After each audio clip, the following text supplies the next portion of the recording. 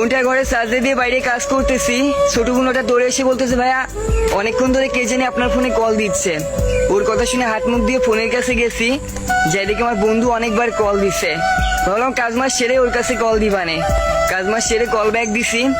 Hello বলার সাথে সাথে ও আমারে বলতেছে তোরে ফোন ইউজ করতে বলে কে, ফোন ফেলে দে। আমি বলতেছি রাখ দেখে সিটকেন কি হয়েছে বল, এখন খেলামেলা করতে যেতে পারবো না, আমি বাসায় কাজ করতেছি। ও বলতেছে তুই রাখ তোর খেলা, আগে আমার কথা শোন।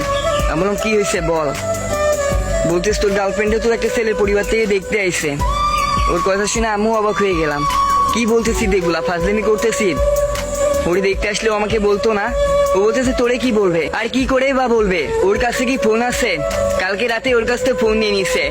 ওর বান্ধবী আমার কাছে কল দিছিল, দিয়ে বলতেছে ভাই বাসা থেকে ওর ফোন নিয়ে নিছে, ওর ছেলের পরিবার থেকে দেখতে আসতেছে। আমি তোকে জানানোর জন্য বারবার কল দিছি, তুই কলই ধরতেছিস না। সবকিছু কি ফাইজলামি মনে করিস? আমি বন্ধুরে বললাম দোষ আমি তো জানি না, জানলে তো কখনই কল ধরতাম।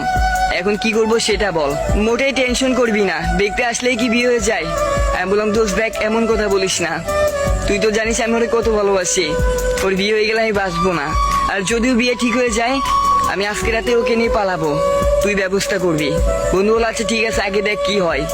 সন্ধ্যাবেলায় দেখি গার্লফ্রেন্ড নিজে কল দিচ্ছে, কেমন আছো তুমি? আমি তো অবাক হয়ে গেলাম, ও মনে হয় কিছুই জানে না, আমারে কিছুই বলে নাই। আমি বলতেছি কি হয়েছে বলো তো আমারে। বলতেছি কি হবে? আমি বলতেছি তোমার না একটা ছেলে পরিবার থেকে দেখতে আসছিল, কি বলে গেছো ওরা? ও বলতেছে তুমি কি পাগল হয়ে গেছো, দেখতে আসলে কি বিয়ে করতে পারবে? আমি আমার পরিবারের সামনেই বলে দিছি আমি তোমাকে ছাড়া কাউরে বিয়ে করবো না, ওদের সামনেই বলে দিছি। আর আমার ফোন কেড়ে নিচ্ছে বিদায় কি আমাকে বিয়ে দিয়ে দিতে পারবে? আমি তোমাকে ভালোবাসি না। আব্বু আম্মু তো একটু প্রেশার দিচ্ছে, বকাঝকা করতেছেই, তাই বলে তোমাকে ছেড়ে দিব? আমি তো তোমাকেও কথা দিছিলাম আমি তোমাকে ছাড়া কাউরে বিয়ে করব না, তাহলে আব্বু আম্মু এইটুকু বকাতেই তোমাকে ছেড়ে দিব? ভাবলে কি করে? সত্যি বিয়ে অনুষ্ঠান মুক্তি এই কথাটা শোনার পরে অনেক ভালো লাগতেছিল।